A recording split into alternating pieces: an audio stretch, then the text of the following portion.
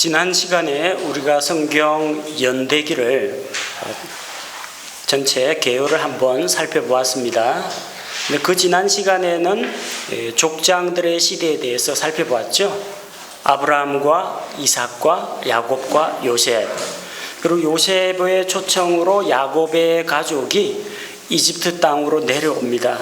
그래서 이집트 땅에서 생활을 하다가 모세의 인도를 받아서 이집트에서 탈출하여 가나안으로 향하여 가게 됩니다. 이번 시간에는 이스라엘 백성이 이집트 땅에 체류하던 그 체류 기간에 대해서 살펴보도록 하겠습니다.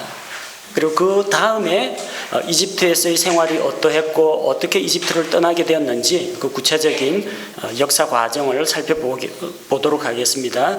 이번 시간에 다루는 내용은 지난 시간과 마찬가지로 연대기 계산입니다.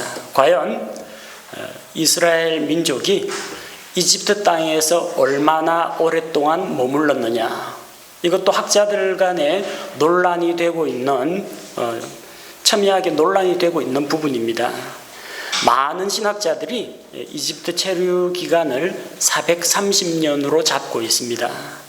그런데 존스 박사의 연대기에서는 이집트 체류 기간을 215년으로 잡는 것이 이 성경을 바르게 이해하는 데 도움이 된다는 것을 보여주고 있습니다. 자, 과연 430년이냐 215년이냐, 두 가지 안을 모두 소개하도록 하겠습니다. 그 중에 우리가 무엇을 믿고 받아들일 건지 한번 알아보시기 바랍니다. 그 다음 또 한 가지는 성경에서 어떤 부분은 이스라엘의 그 나그네살이 세월이 430년이라고 하고, 또 다른 성경에는 400년 동안 종살이 하던 430년인지 400년인지 어느 게 맞느냐 논란을 불러일으키고 있습니다. 그래서 이 문제에 대해서도 간단하게 성경 말씀으로 정리해 보도록 하겠습니다. 자, 첫 번째, 우리가 일반적으로 알고 있는 내용, 목사님들 설교에 참 많이 나오죠. 430년 동안 이집트에서 종살이하던 이스라엘 민족을 하나님께서 모세를 통해서 인도하여 내셨다. 꼭 나오는 대목이 430년 종살이가 나옵니다. 이 구절이 어디에 나오느냐, 출애굽기 12장 40절에 나옵니다. 출애굽기 12장 40절, 이제 이집트에 거하던 이스라엘 자손의 머무는 기간은 430년이었더라. 이걸 근거로 해서 이스라엘 자손이 430년 동안 이집트에 머물렀다고 해석을 합니다. 그런데 이거 잘 해석해야 됩니다. 어떻게 읽고 해석하느냐에 따라서 430년이 될 수가 있고 안 될 수가 있습니다. 이집트 종살이 430년을 주장하는 분들은 대부분 이 구절에 근거해서 이스라엘 자손이 이집트에서 430년 종살이를 했다, 그렇게 이해를 합니다. 그나마 킹제임스 성경 가지고 계신 분은 괜찮은데, 개역 성경으로 보면은 그야말로 움직일 수 없게 이집트에서 종살이 하던 기간이 430년이라고 아예 못이 박혀 있습니다. 번역 자체가 그렇게 되어 있습니다. 자, 그래서 출애굽기 12장 40절이 430년설을 지지하는 한 근거 구절이 된다는 겁니다. 자, 이것뿐만 아닙니다. 창세기 15장 13절에 보면은 하나님께서 왕들과의 전쟁이 끝나고 두려워하는 아브라함에게 나타나서 아브라함에게 위로와 평안을 주시고 그에게 약속을 다시 한번 재확인시켜 주십니다. 그리고 그에게 뭐라고 말씀하셨느냐, 너는 확실히 알라, 즉 내 씨가 자기들의 소유가 아닌 땅에서 나그네가 되어 그들을 섬기겠고 그들이 400년 동안 그들을 괴롭히리라. 아까는 430년이라고 했는데 이번엔 또 400년 동안이라고 했거든요. 그래서 이 430년 설을 주장하는 사람들은 대부분 출애굽기 12장 40절은 정확하게 430년이고 창세기 25장 13절은 대충 100의 자리 숫자만 생각해서 10의 자리 숫자는 그냥 무시하고 100의 자리 숫자만 대략적으로 400년이라고 했다. 이걸 대략적인 숫자라고 그냥 이해하고 그냥 넘어갑니다. 어쨌든 뭐 대략 400년 되지 않느냐는 겁니다. 또 창세기 15장 16절에 보니까 그들은 내 세대만에 여기로 다시 오리니. 자, 한 세대가 과연 몇 년인가? 한 세대가 몇 년입니까? 보통 결혼해가지고 다음 세대를 낳는 걸 생각하면 요즘은 뭐 30대 결혼해서 다음 세대를 낳고 하기 때문에 세대 간의 격차 따질 때 보통 세대 차이 난다고 할 때 한 세대와 다음 세대를 30년으로 꼽기도 합니다. 근데 광야 생활을 하던 이스라엘 민족 같은 경우 한 세대가 멸망하고 그 다음 세대가 가나안 땅에 들어갔죠. 그 기간이 40년이었습니다. 40년을 한 세대로 보시는 분도 있습니다. 근데 이 430년설을 지지하는 분들은 누구를 기준으로 하느냐? 아브라함을 기준으로 합니다. 아브라함이 100세 때 이삭을 낳았습니다. 100세 때 아브라함 세대에서 이삭 세대, 아브라함하고 이삭 세대의 차이가 100년이 납니다. 그래서 한 세대를 100년으로 보자는 겁니다. 아브라함 기준 한 세대는 100년이니까 내 세대만에 여기로 다시 온다. 그럼 400년 만에 돌아온다. 그래서 400년, 대략 400년, 정확하게는 430년 이렇게 추정을 하는 겁니다. 이게 별 좀 근거가 없는 게요. 아브라함은 특별한 사유가 있어가지고 100세 아들을 낳았습니다. 이삭은 40세에 결혼해서 20년간 아이가 없다가 60세에 낳았습니다. 그럼 이삭에는 또 한 세대를 60년으로 봐야 됩니까? 자, 이런 식으로 하면은 그 기준점이 모호해진다는 겁니다. 아브라함, 이삭, 야곱, 요셉 각각 첫 아들을 낳는 그 나이가 다르기 때문에 일률적으로 100년이다. 100년이 한 세대라 말하기가 어렵다는 겁니다. 자, 창세기 15장에 나온 그 근거 구절이 사도행전 7장 6절 7절에 다시 언급되어 있습니다. 그의 씨가 낯선 땅에 머물터인데 그들이 그들을 속박하여 400년 동안 악하게 다루리라.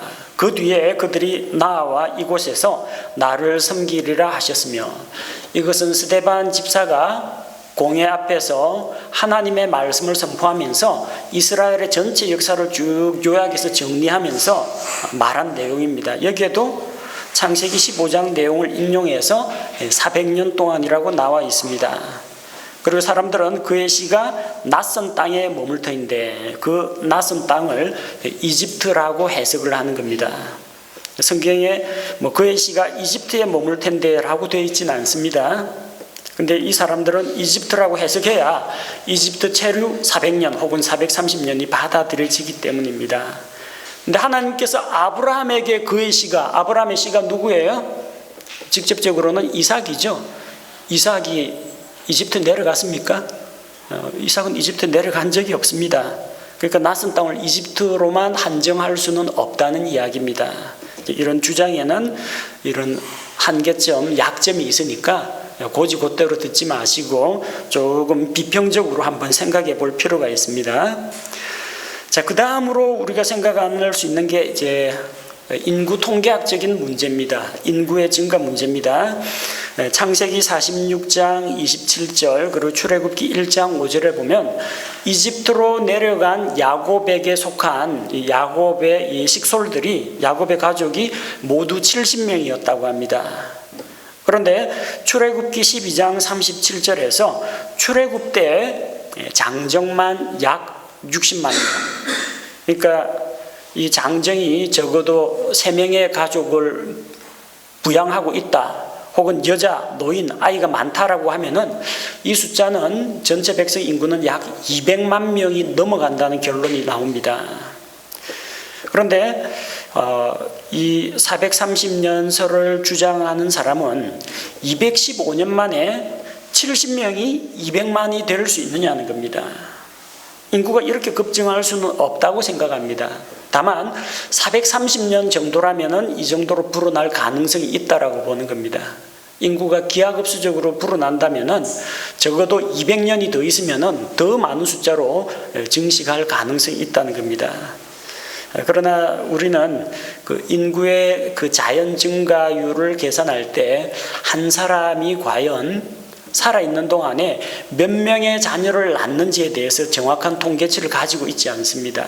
그 통계치도 케이스 바이 케이스입니다. 사람들마다 다 달라요. 아브라함처럼 100세가 되어가지고 겨우 외아들 하나 얻는다 이러면 인구가 잘 안 불어나겠죠. 성경에 반드시 그런 것만 있는 건 아니지 않습니까? 사사시대 한번 보십시오. 무슨 아내가 수십 명에다가 자녀가 70명 되는 이런 사사도 있는데 꼭 한 사람이 아들 하나 딸 하나 둘 낳는다 그렇게 생각할 수는 없습니다. 당장 야곱만 보십시오. 야곱은 아내가 넷입니다. 레아와 라헬과 그 두 아내의 여종들과 하면 4명입니다. 야곱이 12명의 아들과 딸 하나를 낳았습니다. 이런 일도 있다는 겁니다. 만약 이런 식으로 이 자녀를 많이 낳게 되면은 금방 불어날 수 있는 문제입니다. 당시 이 요셉의 초청을 받아서 이집트에 내려갔던 그 야곱의 가족들은 같은 힉소스 계열 민족인 이 힉소스 민족이라고 하는 셈족 계열의 이집트 왕가와 같은 시대에 있었기 때문에 극진한 대우를 받았습니다. 또 기근으로부터 이집트와 근동 지방을 구출한 요셉의 공로 때문에 요셉 아버지와 그 형제들이 왔다고 하니까 이집트 왕가에서 반갑게 맞아주고 넓은 땅을 주었습니다. 이집트에는 곡식이 잘 자라고 먹을 게 풍부합니다. 그 자연재해 같은 것도 크게 심하지 않은 편입니다. 나일강에 풍부한 수자원이 있습니다. 가축들도 키울 수 있는 넓은 들이 있습니다. 이 좁은 팔레스틴 땅하고 비교가 안 됩니다.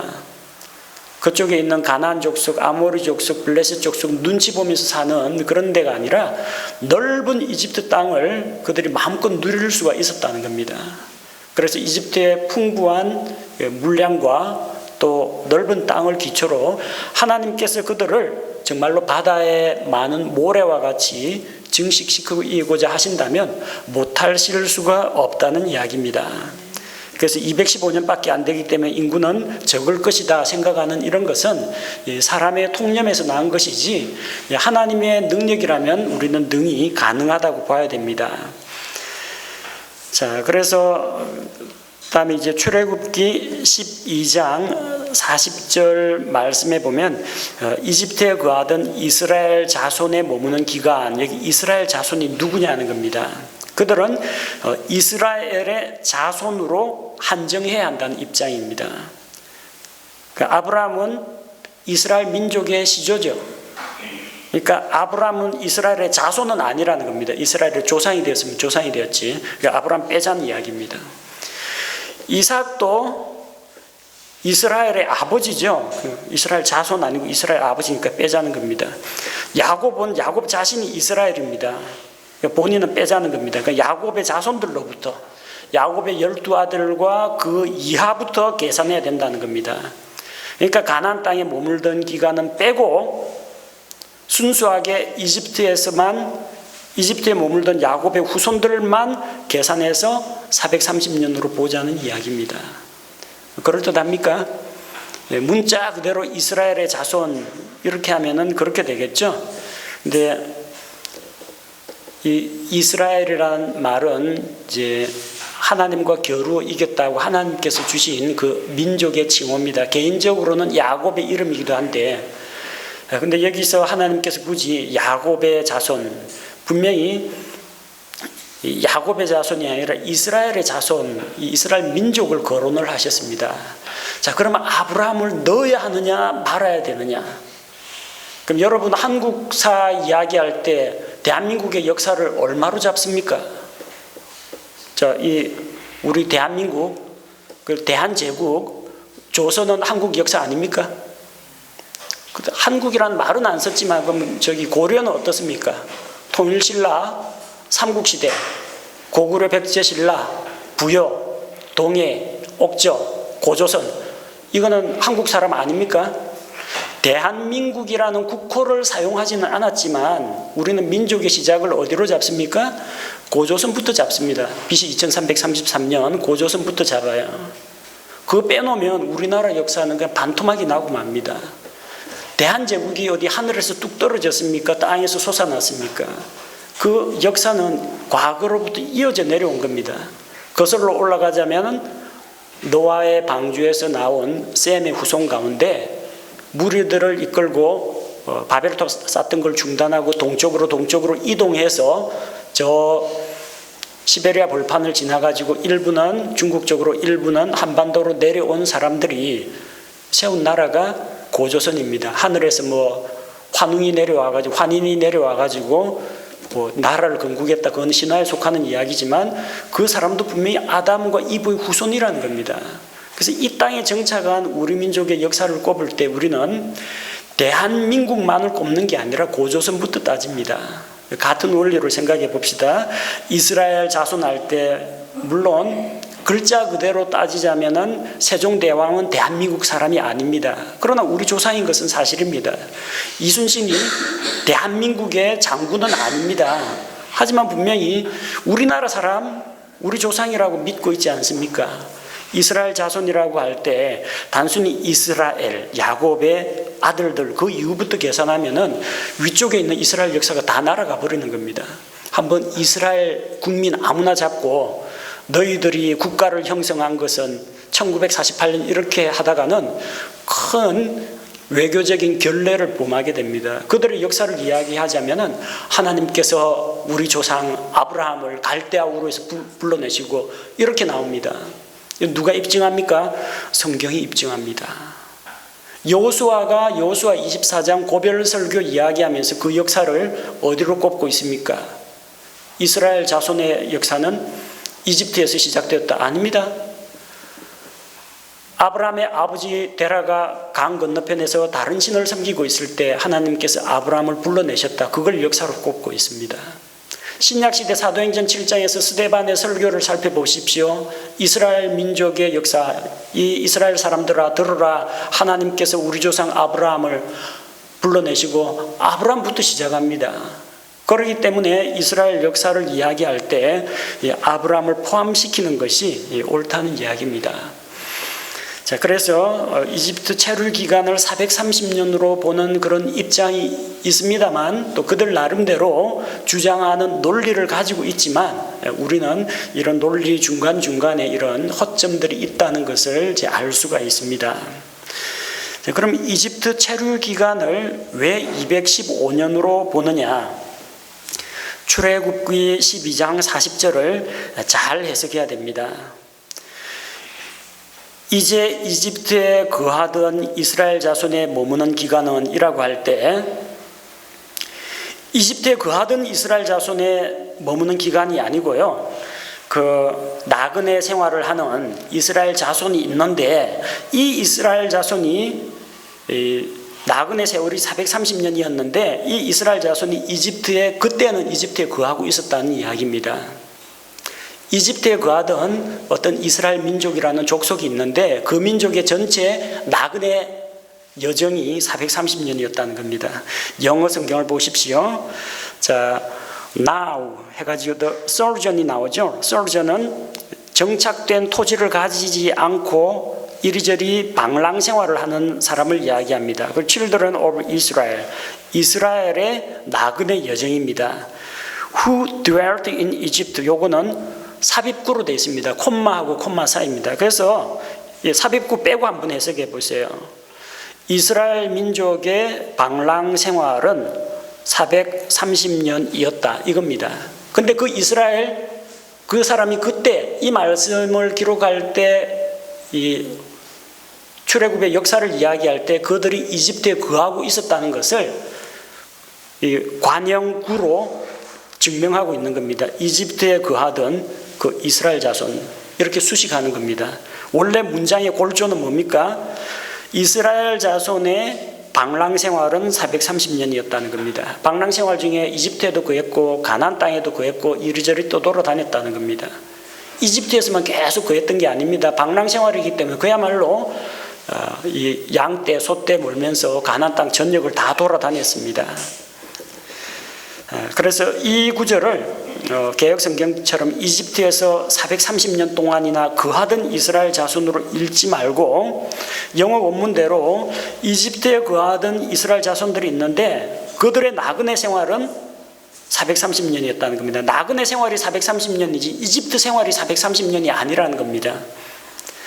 그 다음 창세기 15장 16절에 나오는 네 세대는 한 세대가 몇 년인지를 계산할 것이 아니라 한 세대마다 첫 아이를 낳는 연령이 제각기 다르기 때문에 한 세대에서 다음 세대로 바톤 터치해서 넘어갈 때 그 세대를 이루고 있는 그 사람들을 카운트해야 됩니다. 한 세대가 40년, 한 세대가 100년 이렇게 딱 못 박아서 이야기할 문제는 아니라는 겁니다. 출애굽기 6장 16절에서 20절에 보면은 이 모세의 그 조상들, 가족들에 대한 이야기가 나옵니다. 자, 이스라엘의 가족들이 이집트로 내려왔다고 했죠. 그 중에서 모세의 선조가 되는 사람은 당연히 야곱이겠죠. 근데 야곱을 따라 누가 내려갔어요? 야곱의 아들들이 다 내려왔습니다. 그 아들 가운데 누가 있느냐? 레위입니다. 제일 그 조상뻘 되는 제일 어린 나이로 내려온 야곱의 아들들, 이들이 이집트에 내려온 그 첫 세대 중에서 그때 당시로는 아직 어린 세대들입니다. 그 레위가 내려왔죠. 그 다음에 고핫을 낳았죠. 고핫이 아므람을 낳았죠. 아므람이 모세를 낳았죠. 레위, 고핫, 아므람, 모세 이렇게 네 세대 모세 때에 나오게 된다는 이야기입니다. 이러면은 한 세대가 몇 년이냐에 전혀 얽매일 필요가 없습니다. 사람들 숫자 누구 대 누구 대 다음 대 아버지, 할아버지, 증손, 고손 이렇게 따져보면은 금방 나오게 됩니다. 정확하게 네 세대입니다. 그런데 이제 이집트에 430년 체류했다고 주장하는 사람들은 성경에 나오는 이 계보가 불완전하고 빠진 세대가 있을 수 있다고 주장을 합니다. 네 세대만을 가지고 자기들이 네 세대 가지고 430년을 꼽으려고 하니까 좀 무리가 오거든요. 그러다 보니까 중간중간에 빠진 세대가 있다고 하는데 성경은 분명하게 빠진 세대가 없다고 합니다. 레위의 아들은 고핫이요. 고핫은 아므람을 낳고 아므람은 요게벳에게서 모세와 아론과 미리암을 낳았다. 정확하게 누가 누구를 낳은지가 나왔기 때문에 이거는 세대가 빠졌다는 주장은 설득력이 없습니다. 그 다음 교부들의 견해, 교부라고 하기엔 좀 적합하지 않습니다. 로마 카톨릭 용어입니다. Church Fathers라고 하는데 교회 아버지는 없습니다. 하나님 아버지 이외에 목사 보고 아버지라고 부르고 종교 지도자 보고 아버지라고 부르는 것은 교황을 파파파파라고 부르는 그 신부, Godfather, 하나님을 대신한 아버지란 이야기예요. 그래서 로마 카톨릭 사제를 신부라고 하는데 이것도 아비 붙여서는 거 잘못된 겁니다. 우리는 그 아버지 종교가 아닙니다.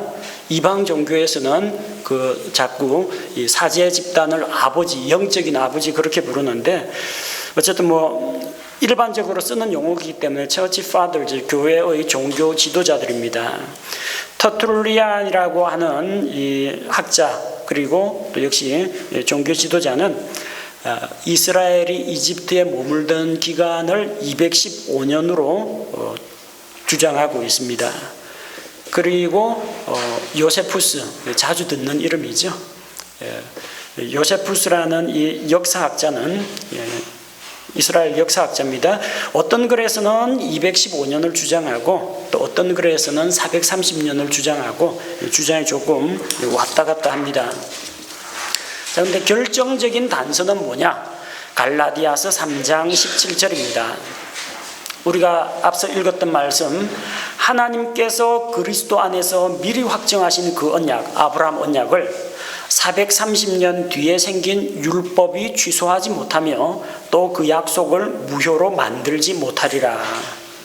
하나님께서 아브라함에게 언약을 주신 때로부터 430년 뒤에 모세 율법, 모세 언약이 나왔다는 이야기입니다. 그럼 언제부터 꼽아야 430년이라는 이야기예요? 아브라함 언약부터 꼽아야 됩니다. 아브라함이 갈대아우르 출발한 때로부터 카운트를 해야 된다는 이야기입니다. 자, 그래서 족장들의 가나안에서의 나그네 생활을 한번 꼽아 보시기 바랍니다. 아브라함이 75세에 가나안 땅에 들어와서 약속의 아들을 기다리다가 100세에 이삭을 얻었습니다. 가나안 땅 들어와서 이삭 낳기까지 몇 년 걸렸어요? 25년 걸렸습니다. 그 다음 이삭이 야곱을 낳기까지 60년이 걸립니다. 야곱과 에서를 낳기까지 리브가를 얻었는데 40세에 결혼을 했는데 20년 동안 리브가가 태기가 없어가지고 기다리다가 마침내 60세에 야곱과 에서를 낳습니다. 야곱 낳기까지 60년 걸립니다. 그리고 그 60년 때 야곱이 태어나서 야곱이 130세에 요셉의 초청으로 파라오 앞에 서게 됩니다. 내 나이가 몇이뇨 하고 파라오가 물으니까 내 나그네 인생 여정이 130년인데 우리 조상의 나그네 인생 여정에는 미치지 못하지만 대단히 험악한 세월을 보냈습니다. 그렇게 고백하는데 그때 나이가 130년입니다. 그러면은 아브라함이 가나안 땅에 들어와서 야곱이 이집트에 내려가기까지 몇 년이 걸렸느냐? 이삭을 낳기까지 25년, 그 다음에 이삭이 야곱을 낳기까지 60년, 야곱이 이집트에 내려갈 때가 130세 합치면 215년입니다. 가나안 유랑 생활 215년입니다. 430년의 절반은 가나안 땅에서 나그네 생활을 했습니다. 215년. 그리고 이스라엘이 이집트에서 체류한 기간은 아브라함 언약에서 모세 언약까지 430년인데 가나안 땅 215년을 빼면 이집트 체류 기간은 215년이 나옵니다. 아주 간단한 계산에 의해서 215년이라는 주장이 나옵니다. 과연 그들이 그 땅에서 다른 민족의 압제를 받았느냐? 많이 압제를 받았습니다. 우물 파면 빼앗아가고, 그 다음에 자기 소유의 땅 한 뼘도 얻지를 못하고 아브라함이 아내 사라를 매장하기 위해서 묘지 구입하는데도 엄청 바가지를 써가지고 겨우 그 조그마한 가족 묘실 하나를 얻었습니다. 이 민족들이 야곱의 딸을 강간하고 그로 인해서 다툼이 일어나고 그 가나안 땅에서도 그들이 평온한 생활을 하지를 못했습니다. 그래서 그 땅에서 정착을 하지 못하고 앞서 sojourn이라는 단어가 나왔죠. 땅을 얻지 못하고 방랑자 생활을 했던 겁니다. 자그마치 215년 동안.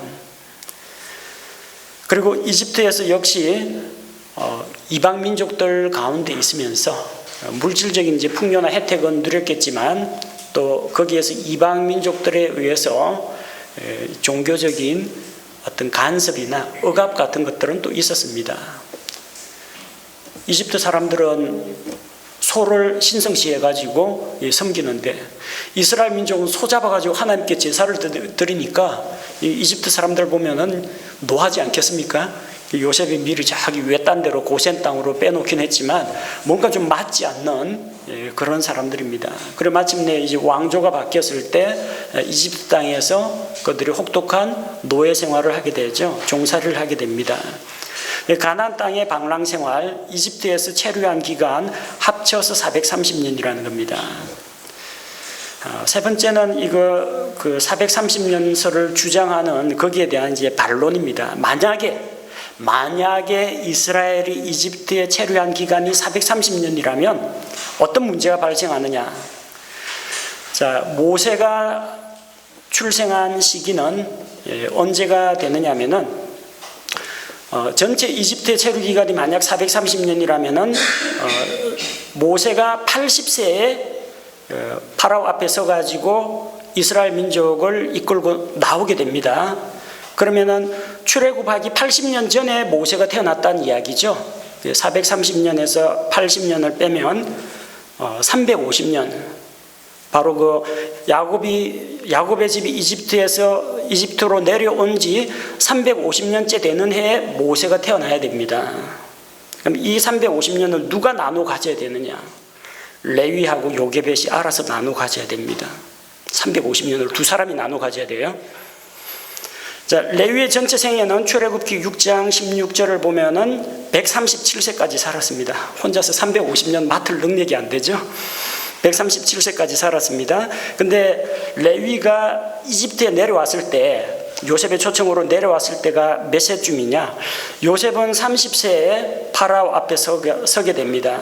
그리고 7년 풍년을 겪었고 2년 기근이 있었을 때 형님들 아직까지 흉년 5년 더 남았습니다. 아버지 모시고 내려오십시오. 그랬으니까 30세 나이에 7년 풍년과 2년 기근을 더하면 요셉 39세 때 온 가족이 다 이집트로 모이게 됩니다. 레위는 루벤, 시몬, 레위 셋째 아들이죠. 레위하고 요셉의 나이 차이가 몇 살 정도인지 모르겠습니다. 근데 대략 요셉은 11번째 아들, 레위는 셋째 아들입니다. 대략 한 10살 정도 차이가 난다고 가정하면은 요셉 39세라면은 레위는 약 49세가 됩니다. 그러면 레위가 이집트에 체류한 기간은 137세에서 49년을 빼면 되겠죠. 그럼 레위가 이집트에 머물렀던 기간만 나옵니다. 그럼 88년이 됩니다. 자, 이 88년 안에 요게벳을 낳아야 됩니다. 요게벳을 이집트에 내려와서 바로 낳았을 수도 있고 후에 낳았을 수도 있는데 성경에 분명히 민수기 26장 59절은 레위의 딸 요게벳은 이집트에 내려온 이후에 태어났습니다. 레위가 요게벳은 모세의 엄마를 말합니다. 레위가 죽기 직전에 88년 된 그때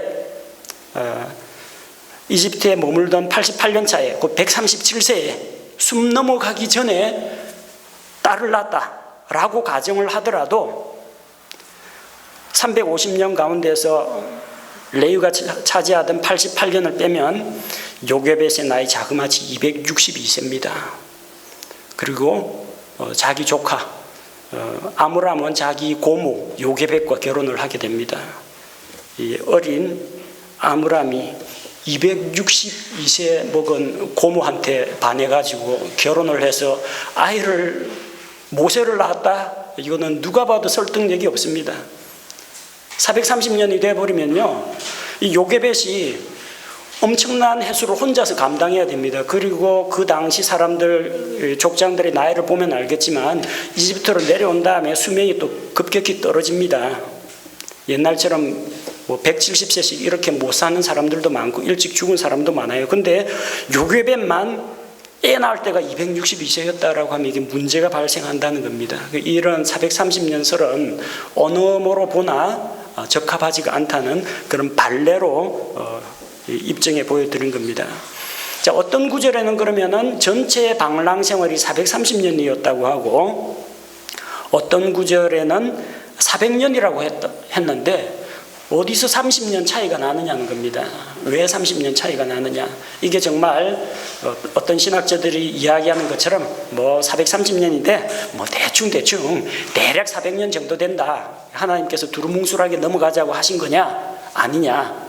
관련 구절을 찾아보겠습니다.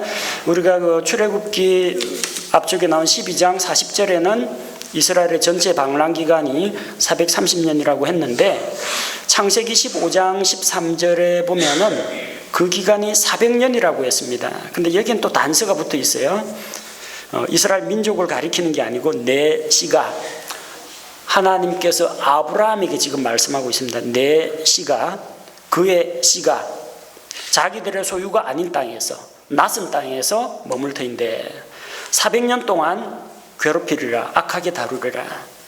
자, 누가 이방 민족들로부터 괴롭힘을 당하느냐? 내 씨가.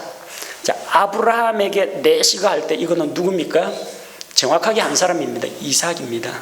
이삭부터 400년이라는 겁니다. 아브라함부터는 430년이고 내 씨로부터는 400년이라는 이야기입니다. 자, 아브라함의 나그네 생활이 아니라요. 자, 아브라함의 씨 이삭부터 나그네 생활 기간을 이야기합니다. 앞서 우리가 BC 1921년에 아브라함이 언약을 받아가지고 갈대아우로 떠나고 하란에 머물다가 가나안 땅에 왔다고 했습니다. 그게 75세입니다. 아브라함이 75세에 아브라함 언약을 받았거든요. 여기에다가 BC 1921년인데 430년 뒤가 출애굽이죠. BC 1491년이 출애굽이 된다는 이야기입니다.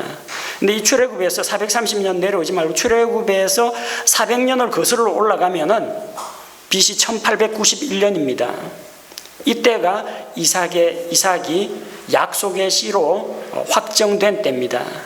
근데 실제 뒤쪽에 성경 연표 참고하십시오. 실제 이삭의 출생은 아브라함 100세이기 때문에 아브라함 100세 때이기 때문에 아브라함이 떠난 그 75세에서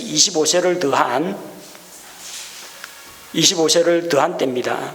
자, 그래서 그때는 실제 이삭의 출생은 BC 1896년이 된다는 겁니다. BC 1896년에서 25년 전에 아브라함 언약이 나오게 되는 겁니다. 자, 그 이 25년 차이는 어디에서 발생한 거냐는 겁니다. 자, 25년과 5년 그 차이가 어디서 발생하냐? 30년 차이가 어디서 발생하냐면요. 창세기 21장 8절에서 9절 보면 아이 이삭이 젖을 때는 무렵이 됩니다. 이삭이 젖을 뗄 무렵에 어떤 일이 일어났어요? 그때까지는 이삭은 아직까지 젖먹이 엄마 품에 있었고요. 당연히 아브라함의 상속자는 누구라고 생각했느냐면 이스마엘이라고 생각했습니다. 아브라함, 이스마엘 이렇게 사람들이 생각했습니다. 그런데 이삭이 젖을 뗄 무렵에 이스마엘이 그 동생 이삭을 핍박을 했습니다. 그러자 그걸 보고 사라가 노해가지고 이 여종의 아이를 내쫓아라. 얘는 상속자가 아니다. 하나님의 약속의 시 이삭만이 상속자가 될 수 있다고 했습니다. 젖대는데 얼마 걸리는지 아십니까? 우리나라 실정으로는 보통 1년 먹입니까?